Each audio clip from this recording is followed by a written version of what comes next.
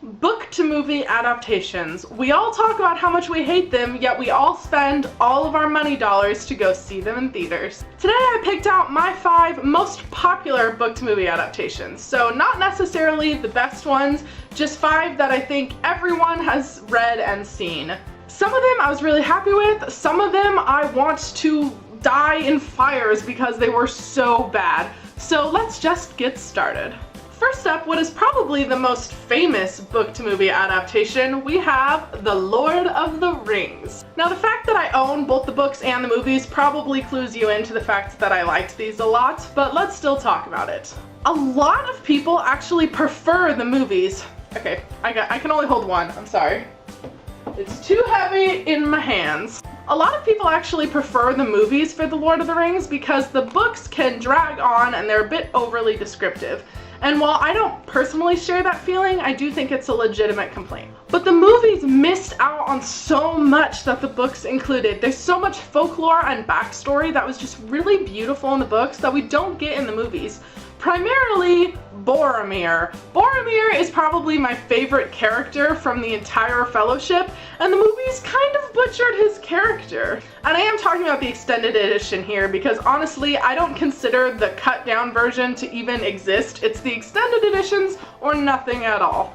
What I do really admire about these movies though is while Peter Jackson made a lot of changes and interpreted things in his own way, he still stayed loyal to the vision Tolkien had. So while I do think the stories provide better content, I think the movies provide better action. So it's a pretty 50-50 split for me.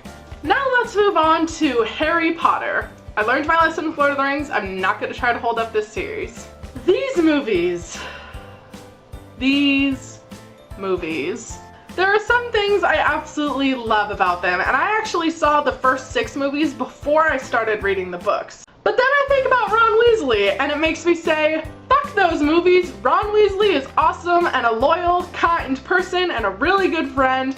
The movies destroyed him, therefore, I hate the movies.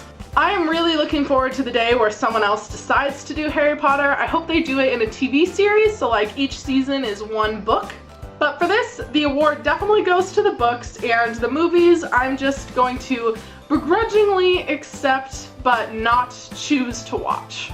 Next up, Pride and Prejudice. I had to talk about this one because there have been so many adaptations of this book.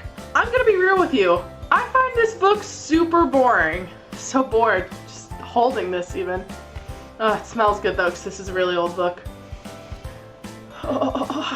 The movie I like the most is the one with Keira Knightley. I think that one was really beautiful. I think it had really great actors in it. But if you really want a good adaptation of Pride and Prejudice, you have to watch the Lizzie Bennet Diaries here on YouTube.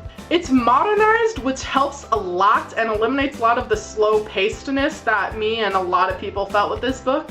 And the cast and the crew that worked on it are just amazing people. So for Pride and Prejudice, I am giving the award to the adaptations. Then we have Percy Jackson. I'm not going to talk about this because this is a brilliant book series. I absolutely love it, and as far as I'm concerned, it's never been turned into a movie. Let's move on. Now it's time to talk about The Hunger Games. I saved this for last because it wins the award for Best Book to Movie Adaptation.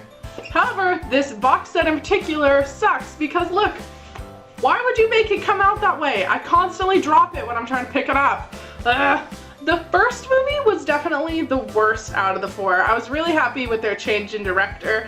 The first guy did a lot of like shaky cam and things, which I didn't enjoy, but it was still very loyal and positive for the book. And then the next 3 movies blew my mind with how good they were. I was so pleased. They still ended up changing some things, sure, but ultimately they stayed incredibly true to the story, and the things they changed weren't that big of a deal. I also really appreciated that rather than just being limited by the fact that we were no longer in Katniss's head, they actually took advantage of it and showed us what President Snow was doing behind closed doors and what was going on in the Capitol. All of that added content was completely real to the story, but it was really interesting to get to see it for the first time. I sincerely hope that this book-to-movie adaptation teaches Hollywood that when you include the author and make her an executive producer for the films, Suddenly you get really good films that people are happy with, and maybe Hollywood should do that more often. I was especially worried that they might change the ending because there's some pretty intense tragedy and I didn't know if they would include it in the movies, and I'm so glad they kept it. I would have been livid if they changed the ending. For me, there's not a doubt in my mind that The Hunger Games is the best book-to-movie adaptation I have ever seen.